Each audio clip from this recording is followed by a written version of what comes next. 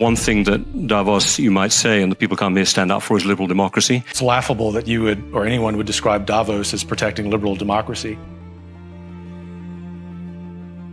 I'll be candid here because I think I've been invited here to be candid. Elites tell us that open borders and even illegal immigration are okay.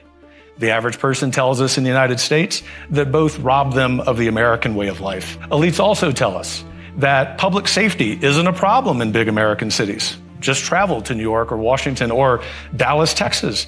The average person will tell you that the lack of public safety damages not just the American way of life, but their life.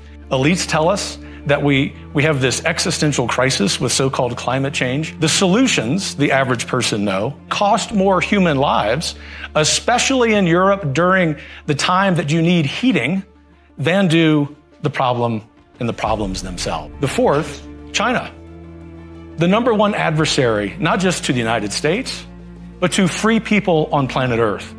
Not only do we at Davos not say that, we give the Chinese Communist Party a platform. And fifth, as we sit here, another supranational organization, the World Health Organization, is discussing foisting gender ideology upon the global South.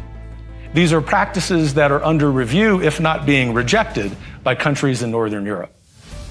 The new president, especially if it's President Trump, will, as you like to say, trust the science. He will understand the basic biological reality of manhood and womanhood. And do you know why?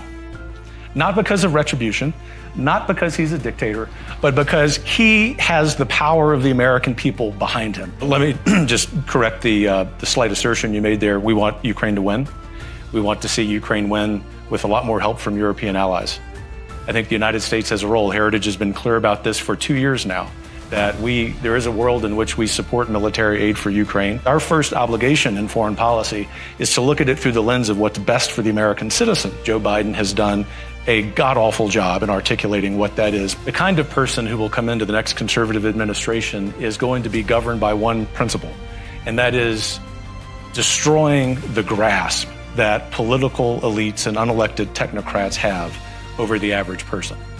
And if I may, I will be candid and say that the agenda that every single member of the administration needs to have is to compile a list of everything that's ever been proposed at the World Economic Forum and object all of them wholesale.